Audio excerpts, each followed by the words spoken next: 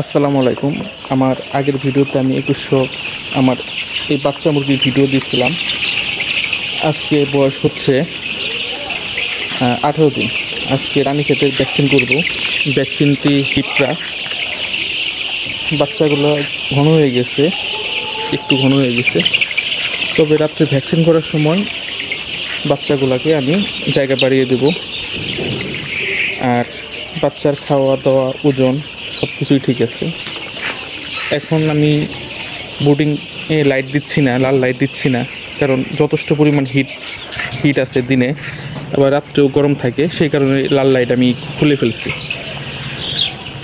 আর আমার লিটারও একটু সমস্যা হয়েছে, লিটারটা গ্যাস হয়ে গেছে, চেঞ্জ করবো, নতুন লিটার নিয়ে আসছি।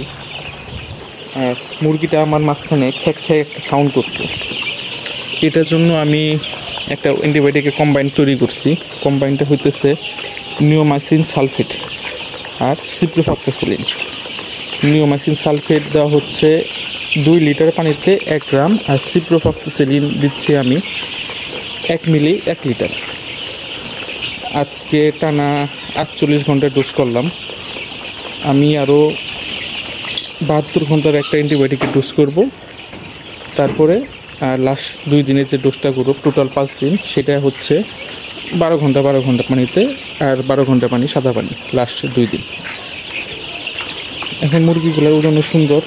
আমার এইখানে আশা করছিলাম মুরগের বাচ্চা হবে, আমার কাছে মনে হলো একটা মুরগের বাচ্চা আছে, আর সবগুলো ডিমের। আমি খাবার দিচ্ছি পাওয়ার স্টার্টার লেয়ার 1। আর এটা আগের ভিডিওতে ইনফরমেশন দিছি, এটা আমার বোর্ডিং ঘর, এখানেই রাখবো বাচ্চা, এখানেই রাখবো, এখানেই ডিম পাড়াবো। এই ঘরের ক্যাপাসিটি ছিল 3000। পাতালিভাবে লাইন ছিল, সেজন্য গরম লাগে দিকে আমি লম্বা করে 2টা লাইন করছি। এখানে একটা লাইন, এখানে একটা লাইন, আবার ঘুরাই দিলাম ক্যামেরা, এখানে একটা লাইন হবে, এখানে একটা লাইন হবে, টোটাল 4 লাইন। আর পরবর্তী ভিডিওতে আমি আরও কিছু ইনফরমেশন দেব। আর দোয়া করবেন, ডিমের বাজার ভালো। লাস্ট 3 দিনে প্রতিদিন 20 টাকা করে বাড়ছে, লাস্ট 2 দিন আজকে 30 টাকা। এভাবে থাকলে মোটামুটি বাড়তির দিকে থাকলে আশা করা যায় 7 দিনের ভিতরে একটা ভালো একটা শেপে চলে যাব।